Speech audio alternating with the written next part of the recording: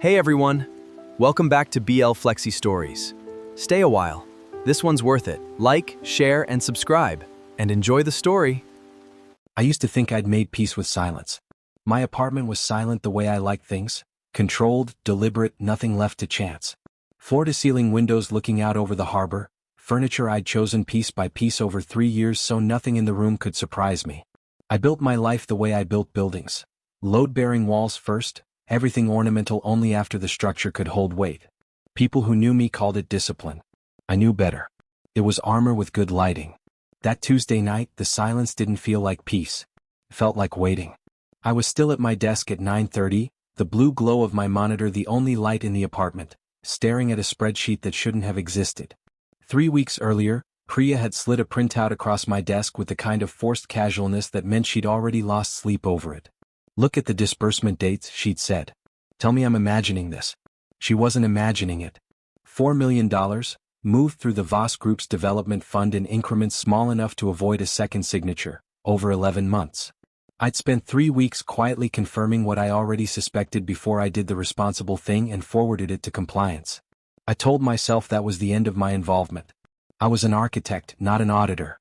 I'd done my part. The messages started 2 days after compliance opened the file. The first one came through a number with no name attached. "You should have minded your own business." I deleted it and told myself it was nothing, a disgruntled employee, someone blowing off steam. The second came 4 days later, and it had my home address in it, which nothing about a disgruntled employee should have. I hadn't told my sister about either one. Marisol had enough to worry about without me handing her more. That was the deal I'd made with myself a long time ago. You carry what's yours quietly, and you don't make it anyone else's problem. It was a philosophy I'd built at 17, in a hallway that still lived somewhere behind my sternum, and I'd never found a reason good enough to abandon it. I was midway through rereading the second message for the 100th time, my thumb hovering over the delete button like deleting it might delete the feeling too, when I heard the sound. Not loud. That was the thing I'd remember later, how quiet it was. A soft scrape, metal on metal, from the direction of my front door. My apartment was on the 9th floor. There was no reason for a sound like that to exist outside my door except one. I sat very still, the way you do when your body understands a threat before your mind has caught up to translating it, and I listened to my own front door open. I should have called the police first. I know that now. What I did instead was stand in my kitchen doorway with a chef's knife I didn't remember picking up, watching a gloved hand push the door wider, watching a shape in dark clothing step just far enough into my entryway to prove it wasn't a delivery, wasn't a neighbor, wasn't anything I could talk myself out of. The shape saw me. Stopped. And then, unhurried, almost polite about it, backed out and pulled the door shut, like a guest who'd walked into the wrong apartment. I didn't move for 4 minutes. I counted them on the microwave clock because counting was the only thing keeping the roaring in my ears at a survivable volume. When I finally made myself walk to the door, my legs weren't entirely mine. The lock hadn't been forced, picked cleanly by someone who knew what they were doing. And on the wall beside my door at eye level, in handwriting I didn't recognize and would spend the next several nights trying not to picture. "Stop looking. Nothing was taken. Nothing was broken." That was somehow worse than if something had been. A break-in that steals your television is a crime of opportunity. A break-in that leaves you a note and takes nothing is a message, and the message was, "I know exactly where you sleep and I can prove it anytime I want." Marisol found out within the hour because the building's night manager called our mother out of protocol, and my mother called Marisol, and Marisol was pounding on my door 20 minutes after that, ashen, furious in the specific way she got when fear had nowhere else to go. She didn't ask if I was okay. She looked at the words on my wall, looked at me and said, "I'm calling Farid in the morning. You're not staying here another night." I wanted to argue. I always wanted to argue when someone tried to manage me. It was a reflex older than I liked to admit, older than the firm, older than this apartment, rooted in a version of myself who'd learned that needing people was how you handed them the tools to hurt you. But I looked at the words on the wall again, and for once the argument wouldn't come. I didn't sleep that night. I sat on my sister's couch with a blanket I didn't ask for and a phone I couldn't stop checking, and somewhere around 2 in the morning, I heard her on the phone in the kitchen, low and urgent. "I don't care what it costs. I want the best person you have, and I want them there in the morning." At 9 the next day my phone rang with a number I didn't know. "Mr. Reyes," the voice on the other end said. Familiar in a way that made the floor tilt slightly beneath me, though I couldn't place why. Not yet, not until the knock came at the door 40 minutes later and I opened it and 8 years fell away in the space between one breath and the next. "Hello, Kian," Adrian Cruz said. "I hear you need someone to keep you alive." He looked wrong standing in my doorway. Not wrong as in changed, wrong as in my memory hadn't updated the file, and my body was still running 8-year-old software that expected a 17-year-old boy with a cruel, easy smile, and instead there was this. A man. Broader through the shoulders, a thin scar through one eyebrow that hadn't been there before, standing with the kind of economical stillness that made my apartment's carefully arranged furniture look fussy by comparison. "No," I said. It wasn't eloquent. It was the only word my body would produce. "Kian," Marisol started from somewhere behind me. "No. Absolutely not. Of all the people in this city, you sent him?" Adrian didn't flinch. That was the first thing that unsettled me. I'd braced for the smile, the old performance of charm that used to precede the worst of it, and instead I got nothing. Just a level, careful attention, like he was already cataloging the exits in my hallway. "I know you don't want me here," he said, quiet enough that it didn't carry past me to Marisol. "I'm still the best chance you have." Farid pulled my file because I closed the Alvarez case in 9 days with 0 incidents. "You can hate me and still let me do my job. I don't need." "You had a stranger unlock your front door with a pick set last night?" he said, and something in his voice cracked just slightly out of the flat professional register, into something that sounded almost like the anger I remembered, except aimed somewhere other than at me. "This isn't about what you need. It's about what happens if it isn't handled." Marisol, God help her, chose that moment to step around me with her arms crossed, sizing him up the way she used to size up boys who came to pick me up for dances she didn't approve of. "You're the one from St. Aldrich's," she said. It wasn't a question. "Yes." "The one who?" "Yes," Adrian said again before she could finish it, before I had to hear the specifics reconstructed out loud in my own hallway. He didn't defend himself. He didn't offer context. He just absorbed the accusation like it was owed to him, and something about that, the sheer refusal to make it easier on himself, threw me more than if he'd tried to explain.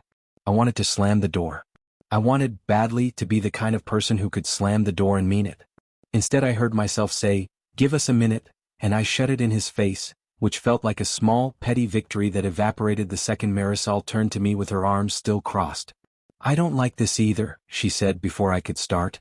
"But Kian, I looked into the agency last night while you were asleep or not asleep, whatever you were doing on that couch. He's the best they have. Actually the best. And he's already cleared, already briefed, already here. Finding someone else means days we don't have. You don't understand what he—" "I don't need the details to know it was bad," she said gentler now. "I remember you that year. I remember you stopped wanting to go to school and you'd never tell me why, and I let it go because I thought it was normal teenage misery. I've had 8 years to regret that. I'm not going to compound it by leaving you unprotected because the person willing to actually protect you happens to have a bad history with you. Let him keep you alive. You can hate him the entire time if you need to." I hated that she was right. I hated more that some traitorous, calculating part of my brain had already noticed the same thing hers had. That Adrian hadn't smiled once, hadn't tried to charm his way past my anger, had simply stood there and taken it, which was such a foreign register for him that some part of me was almost curious enough to want to understand what had happened to the person I remembered. I opened the door again. Adrian hadn't moved. "Rules," I said. "You don't get to talk about it. Any of it. You do your job, I tolerate your presence, and the second this is over, I never have to see you again." Something moved behind his eyes, not hurt exactly. Something closer to recognition, like a verdict he'd already been expecting. "Understood," he said. "Pack light. We're leaving in 20 minutes. The safehouse was nothing like I'd expected. No sterile bunker, no black glass windows. A modest 2-story house on a quiet suburban street, slightly shabby in a way that read as unremarkable rather than neglected, wedged between a house with a trampoline in the yard and one with too many garden gnomes. "Anonymity is the whole system," Adrian said, carrying my one bag up the front walk like it weighed nothing. "Nobody watches a house that looks like every other house."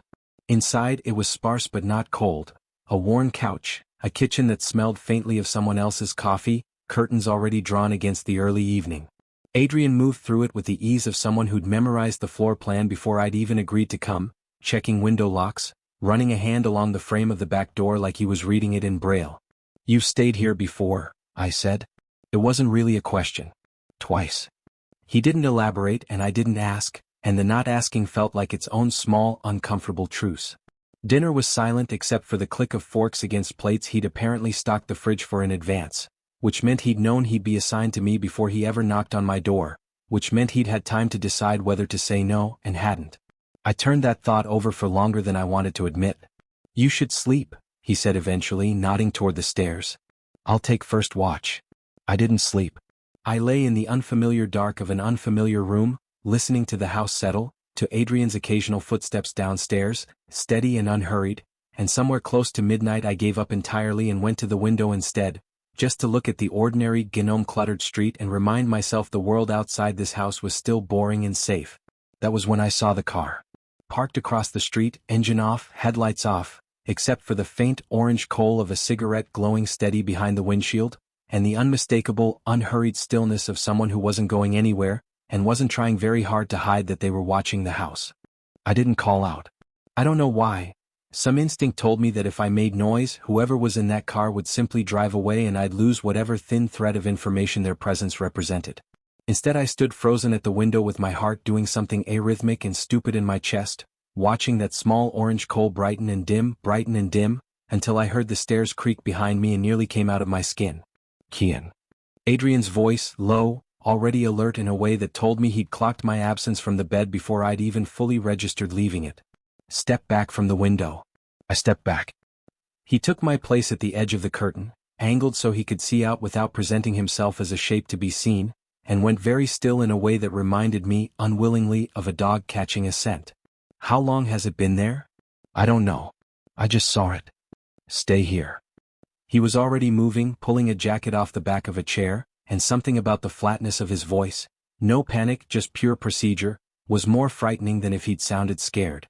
"You're not going out there." "I'm going to walk the block. Not approach the car."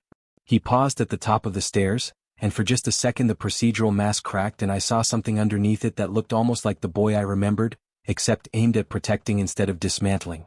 "I need you away from windows. Please. Please." I didn't remember him ever saying please to me, not once, not even the time I'd asked him, quietly, humiliatingly, in front of half the junior class, to just stop. I sat on the stairs instead of the bedroom, close enough to the door that I'd hear if something happened, and counted the same kind of minutes I'd counted the night before, except this time I wasn't alone in the dark, and somehow that made the waiting worse, not better, because now there was someone whose safety I was counting alongside my own. He came back 11 minutes later. The car was gone. "Plate?" I asked before he'd even shut the door. "Partial. Enough to run in the morning." He locked the deadbolt, checked it twice, the kind of small compulsive gesture that told me more about how rattled he actually was than his voice did. "It might be nothing. Someone's guessed, someone lost." "You don't believe that?" "No," he admitted. "I don't." We sat in the kitchen after that, not because either of us wanted to talk, but because neither of us could stand to be alone with the dark right then.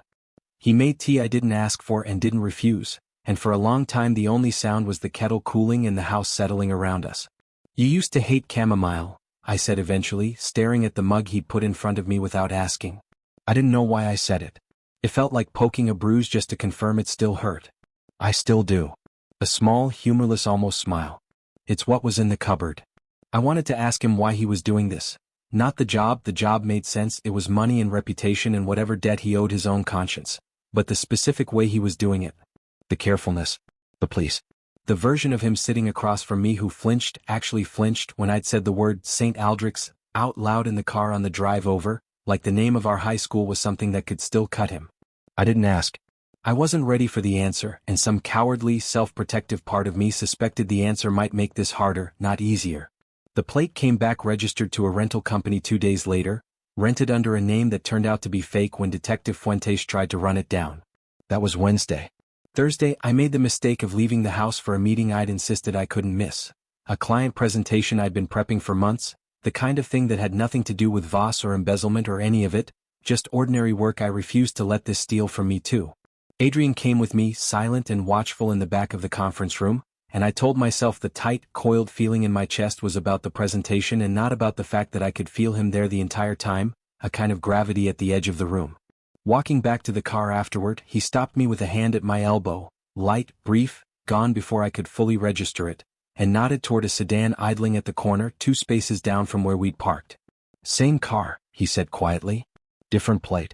Don't look at it directly." My stomach dropped straight through the sidewalk. It followed us here. Get in the car. Now. He didn't run.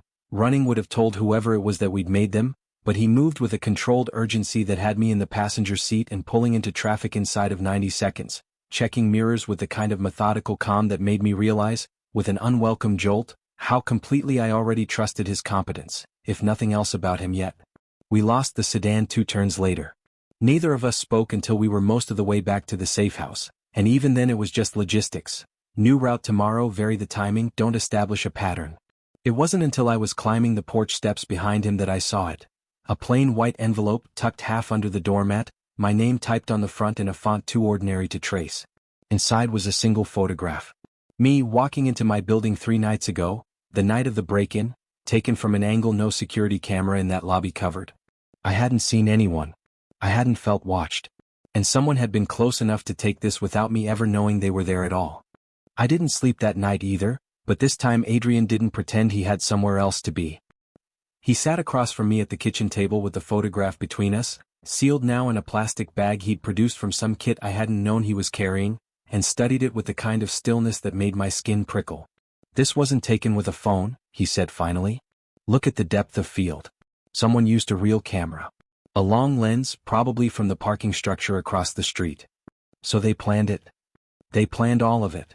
He set the bag down carefully like it might still hurt someone. The messages, the break-in, this. That's not rage. Rage is sloppy. This is patient. Patient people don't usually leave notes telling you to stop looking, I said. That's not patience, that's a warning. Warnings come from people who still think they can scare you off instead of just removing the problem. Something flickered across his face. Approval, maybe, or surprise that I'd gotten there before he'd had to walk me through it. That's exactly the profile Fuentes flagged too, he admitted. Someone with something significant to lose, trying containment before escalation. Someone connected enough to Voss's operation to know you're the one who flagged the disbursements, but not senior enough to make the problem disappear cleanly through legal channels. Voss himself, you think? Voss has lawyers for this. Voss doesn't need a rental sedan and a telephoto lens. Adrian's jaw tightened. This feels like someone protecting Voss. Or protecting themselves from Voss finding out what they did. I thought about the disbursement dates Priya had shown me, 11 months of careful, incremental theft, small enough to avoid a second signature. Someone had needed intimate, granular access to move money that quietly. Not the CFO signing off from a boardroom. Someone further down. Someone with their hands actually on the transactions. I need to talk to Priya, I said. Tomorrow. She might know who had that level of access. Absolutely not through your usual channels. If they're watching your building, they might be watching hers. He was already reaching for his phone. I'll set up something neutral. A cafe Fuentes uses for informant meetings. Nobody will think twice about 2 people getting coffee. I watched him work, quick, efficient texts, a call to Fuentes that he kept clipped and professional, and something about the competence of it, the sheer reliability, kept snagging on an old memory I hadn't let myself look at directly in years. Adrian at 17 holding court in the cafeteria, orchestrating a joke at my expense with the same effortless precision he was now applying to keeping me alive. The same brain. A completely different use of it. Can I ask you something? I said before I could stop myself, and you actually answer honestly, not agency-approved honestly? He looked up. Something braced behind his eyes, like he'd been waiting for this question since he'd walked through my door. Yes. Why did you take this assignment? You had to know I'd say no. You had to know how bad this would be for both of us. He was quiet long enough that I thought he wasn't going to answer at all. Because when Farid said your name, he said finally, I understood it was the first time in 8 years I'd been handed a chance to do one thing right by you, even if you never forgave me for it. I wasn't going to let someone else take that and do it worse. It wasn't an apology. It wasn't an explanation either, not really. It left 100 questions dangling that I still wasn't ready to ask. But it was more honest than anything he'd said since he'd walked back into my life, and it sat in my chest uncomfortably, refusing to be filed away with the rest of what I thought I knew about him. The cafe meeting with Priya happened the next afternoon, Adrian 2 tables away pretending to read a newspaper like something out of a film he'd clearly found ridiculous when I pointed it out. Priya looked exhausted, a folder clutched to her chest like it might try to escape. I went back through the approval logs, she said, sliding into the seat across from me, voice pitched low. Whoever moved that money needed sign-off access at the mid-tier level, not executive, but high enough to authorize disbursements without triggering a secondary review. How many people have that access? On the Voss account specifically? 4. She slid a printed list across the table and I scanned it fast, out of long habit, cataloging names I mostly didn't recognize, until I hit the third one and everything in my chest went very cold and very still. Elias Park. My ex-careful, controlled, unfailingly reasonable Elias, who I hadn't spoken to in over a year, who worked 2 departments over from where I did, whose name had never once come up in connection to any of this until this exact moment. I must have made some sound because Adrian was suddenly beside the table, no pretense of the newspaper left, his hand a warm, steadying weight on the back of my chair. Kian. What is it? I turned the list toward him, my finger still resting on the third name, and watched his expression change as he read it. Not confusion, not surprise, but something worse. Recognition. I know that handwriting, Adrian said quietly, and reached into his jacket for the plastic bag holding the warning message from my apartment wall, holding it up beside a note Priya had brought from an old internal memo Elias had written. The looping, distinctive slant of the S the same in both. That's not Voss's problem, Adrian said. That's yours. I don't remember leaving the cafe. I remember Adrian's hand at my back, steering me toward the car with an urgency that cut through the fog I'd dropped into, and I remember sitting in the passenger seat staring at nothing while he ran red lights he had no business running. It doesn't make sense, I kept saying, like repetition might rearrange the facts into something survivable. Elias isn't, he's not like this. He returns library books early. He color codes his spice rack.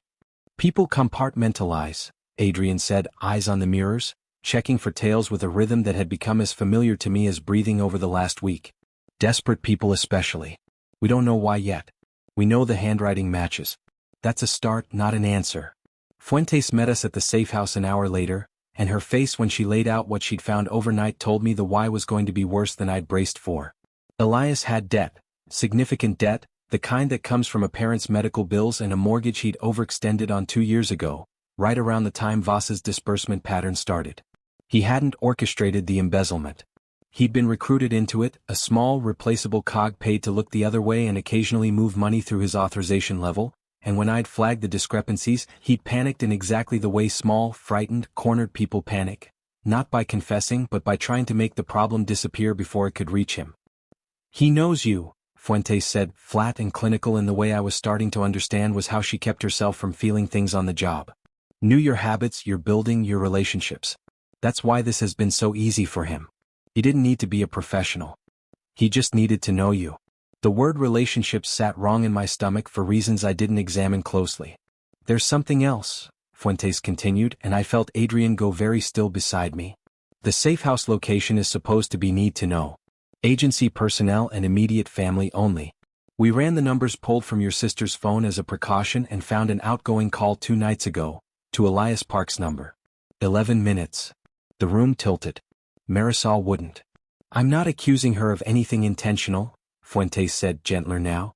But if he called her, worried, playing concerned ex-boyfriend's friend, fishing for information under a story that made sense to her, she might not have realized what she was giving away. I called Marisol before Fuentes had finished the sentence.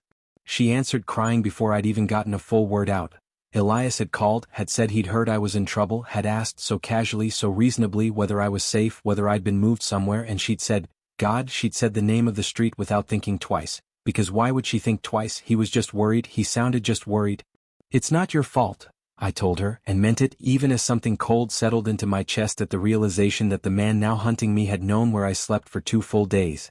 Adrian was already moving through the house methodically when I hung up, checking every window and door with a focus that had gone past professional into something closer to grim. We need to relocate tonight, he said. Immediately. If he has the address, staying here is. The window in the kitchen shattered.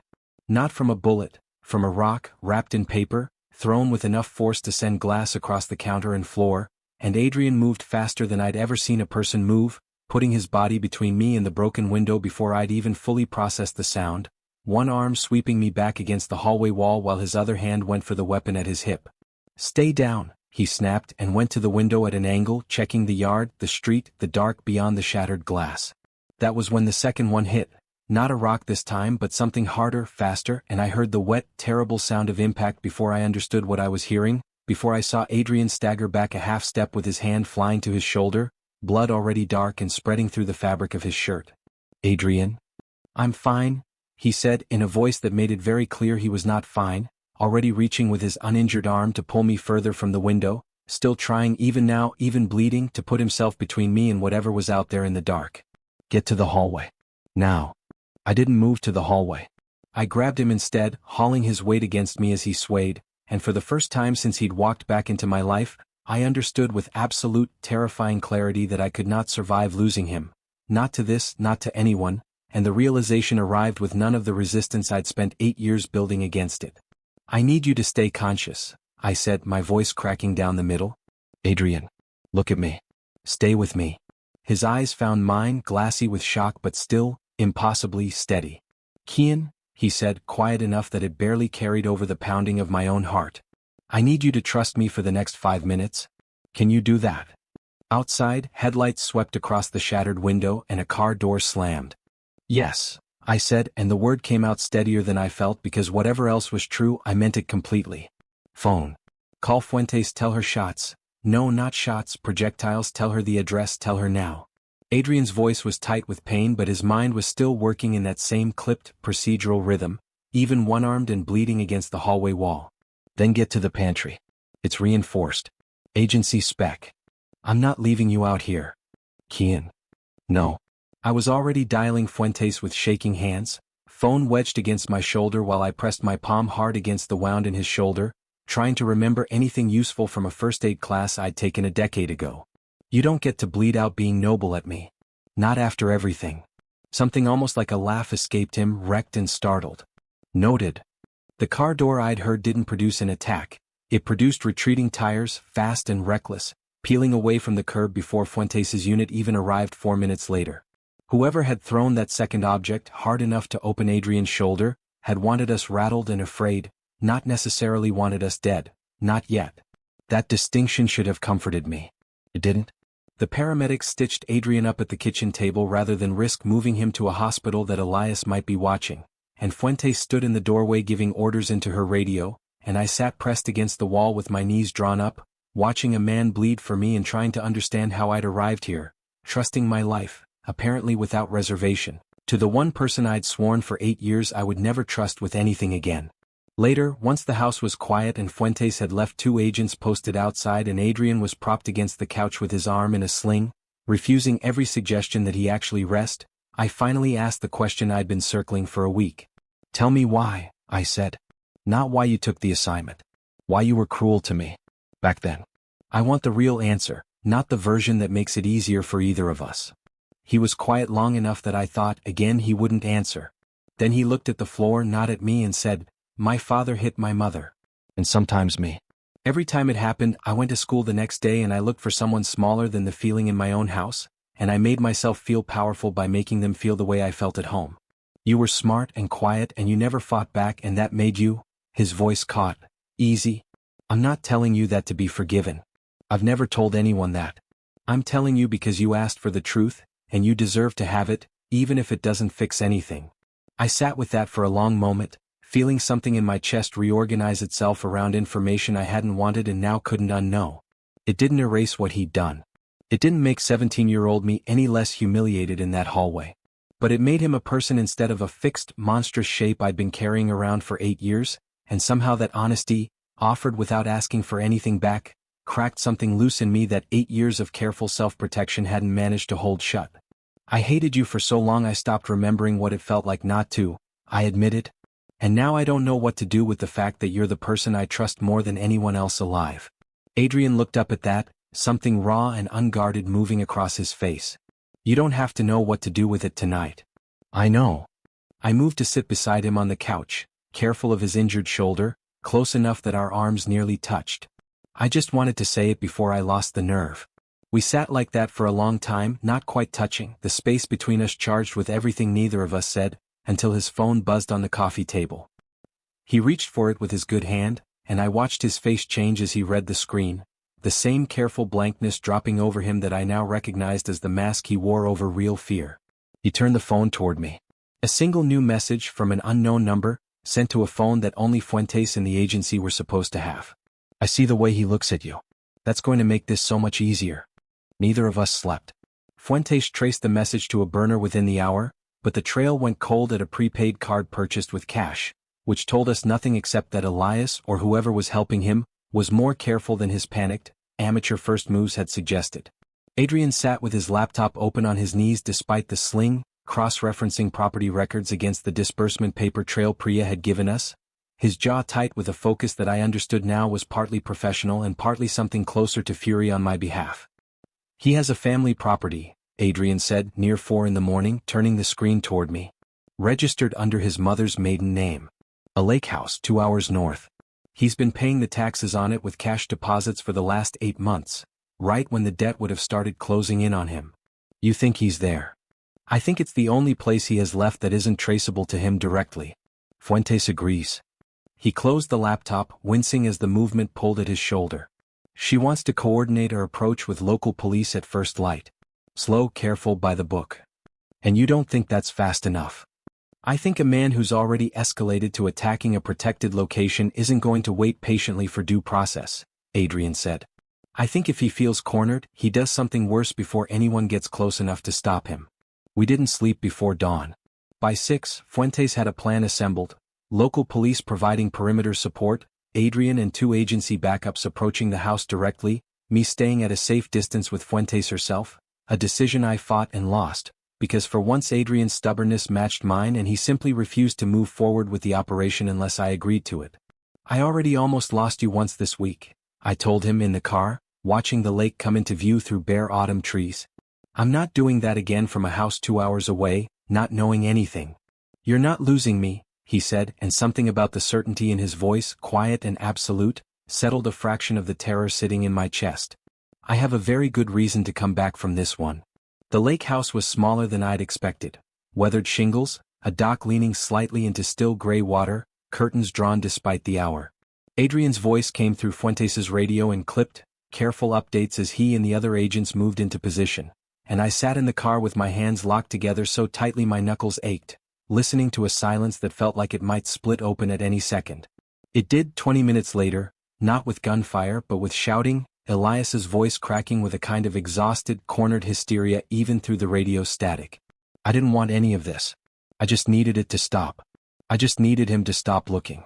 Elias put the weapon down, Adrian's voice steady, careful, the same tone he'd used on me that first terrible night. Nobody else needs to get hurt today. He ruined everything, Elias's voice again, thinner now, fraying. I just wanted my life back. I never wanted to actually hurt him, I swear, I just needed him scared enough to drop it. I believe you, Adrian said, and I understood, listening, that he meant it, that whatever this was, he was navigating it not as an enemy to be neutralized but as a frightened, desperate person who needed to be talked down before he did something that couldn't be undone.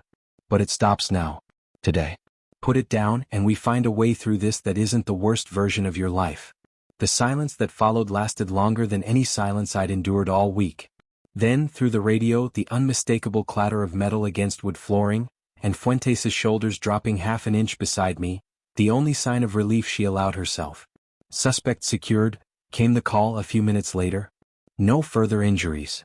I was out of the car before Fuentes finished speaking, running up the gravel drive against every instruction I'd been given, and Adrian met me halfway, catching me with his good arm as I collided into him, both of us breathing hard, both of us finally allowed to stop bracing. You came back, I said into his shoulder, stupidly obviously. I told you I had a reason to, he said, and pulled back just far enough to look at me, his hand coming up to rest along my jaw with a gentleness that undid something in me more thoroughly than the entire terrifying week had. Kian, I need to say something, and I need you to let me say all of it before you respond, because I've been not saying it for 8 years and I don't think I can survive not saying it any longer. I nodded, unable to trust my voice. I know I don't get to want this, he said. I know what I did to you doesn't earn me the right to stand here and tell you that somewhere in the last week, protecting you stopped being a job and became the only thing I actually cared about getting right. But I'm done pretending that isn't true because you almost died this week, and I would rather you know exactly how I feel than let you walk away from this thinking I never said it. The lake was very quiet behind him, and the gravel drive was very quiet under my feet, and somewhere behind us Fuentes was reading Elias his rights in a flat, procedural voice that belonged to an entirely different, much smaller story than the one happening between Adrian and me. I don't forgive you because you deserve it, I said finally, my hand coming up to cover his where it rested against my jaw. I forgive you because I choose to. Because the person standing in front of me isn't the one who hurt me, and I'm tired of punishing him for a debt someone else owes. His breath caught, audibly, and for the first time since he'd walked back into my life, I watched Adrian Cruz look at me like he didn't quite believe what was happening. Like 8 years of quiet, silent penance had never once let him imagine an ending that looked like this. I closed the distance between us before he could find the words for whatever came next, and when he kissed me, careful of his injured shoulder and not at all careful of anything else, it felt less like an ending to 8 years of hurt and more like the first sentence of something we were only just beginning to write. 3 months later, I stood in the doorway of an apartment that wasn't the one I'd fled. A new place, smaller, chosen this time not for its defensible sightlines but because the kitchen got good light in the mornings and the second bedroom, still half-furnished, had become Adrian's without either of us formally deciding it should be. Elias took a plea deal. The full weight of the embezzlement fell where it actually belonged, on Voss, whose lawyers hadn't been quick enough to bury the trail Priya and I had helped surface, and who was now the subject of a federal investigation instead of a quiet corporate settlement. Elias's sentence was lighter than it might have been, a fact I found, to my own surprise, that I was glad of. Fuentes told me once, off the record, that his cooperation had been thorough and that his fear, in the end, had been more pathetic than malicious. I believed her. I still hadn't found room to hate him the way I once thought I would. Marisol cried the first time she saw me and Adrian together in the same room without visible tension between us, which told me more about how frightened she'd been all along than any conversation could have. My mother took longer. She still called him, that Cruz boy, some evenings, though the edge had gone out of it, softened by 4 months of watching him show up, consistently, without performance, without asking for credit. Adrian's shoulder healed clean, though he still favored it faintly on cold mornings, a small permanent reminder of a night neither of us talked about much anymore, except in the quiet, unspoken way we'd both grown careful with each other since. A hand checked twice before it reached for a door, a habit neither of us had asked the other to adopt. He told me about Lena eventually. His sister, younger than him by 6 years, the one whose safety had shaped so much of who he'd become and who he'd hidden being at 17. I met her on a Sunday in early spring, in a diner that smelled like burnt coffee and good pancakes, and she studied me across the table with the same unnerving directness her brother had before she said simply, "He talks about you like you're the only good thing he's ever done right." Adrian, beside her, had gone the particular shade of red I was slowly learning was reserved only for me. We didn't talk about St. Aldrich's much. Some nights the old wound still surfaced unbidden, a stray comment, a name from that year mentioned in passing, and I'd feel the old flinch reflexively rise before I remembered I didn't need it anymore, not with him, not like this. Those nights Adrian never pushed. He'd just sit with me until the flinch passed on its own, patient in a way that felt like its own quiet, ongoing apology, offered not in words but in the simple, repeated fact of staying. "I keep waiting to feel like I'm supposed to be angry at you," I told him once, late, both of us tangled together on the couch with a documentary neither of us was watching playing unattended on the television. "And it doesn't come anymore. I don't know when that happened." "Maybe it doesn't have to come back," he said, quiet, careful, the way he still sometimes spoke about anything that touched the two of us directly, like he was handling something breakable. "Maybe you're just allowed to be happy instead." "Is that what this is?" I asked, only half teasing. "Happy?" He looked at me for a long moment, something soft and unguarded moving across his face, the same look I'd first seen on the gravel drive outside the lake house, except worn in now, familiar, no longer astonished by its own existence. "I think it might be," he said. "I've never actually had it before, so forgive me if I get it wrong sometimes."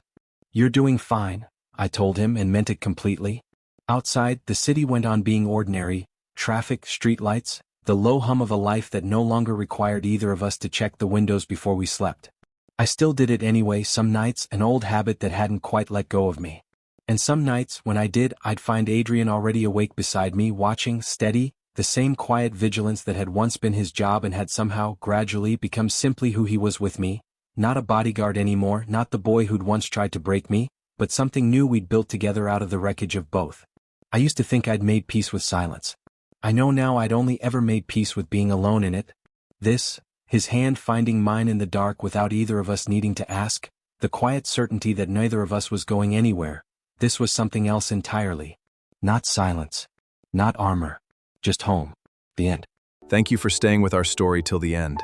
We hope you enjoyed it as much as we loved living it. Don't forget to like, share, and subscribe, and we'll see you in the next story.